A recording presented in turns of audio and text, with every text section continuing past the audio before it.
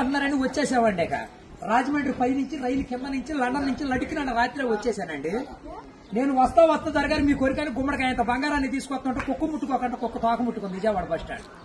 కుక్క తోక ముట్టుకున్న బంగారం మళ్ళీ మీరు ముట్టుకుంటారా లేదని 7 పాలేళ్ళ పెట్టించేసి ఏట్లో పడేపించానండి. 3 కోట్లు తీసుకెళ్లి మురికాలలో పడేశాను. మా ఇంట్లో కోట్లు కుక్కలు తింటుంటాయండి, లక్షలు లక్కలు తినేస్తుంటాయి, ఎలుకలు తినేసి చిల్లర చీమలు తినేసేస్తాయి. ఇక కాగితాలు కట్టుంటే కాగితాలు తీసుకెళ్లిపోతాం.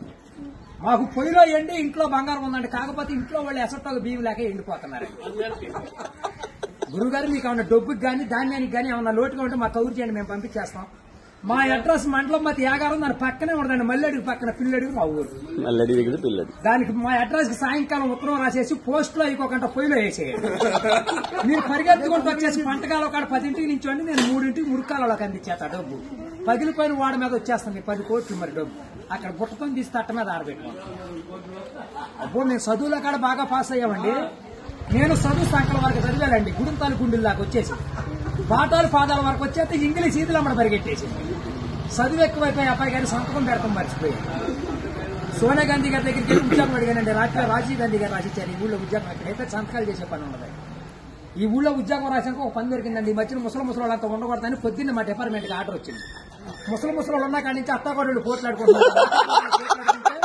అత్తలు అడుగులో పడిపోతుంది, కోళ్ళు వచ్చి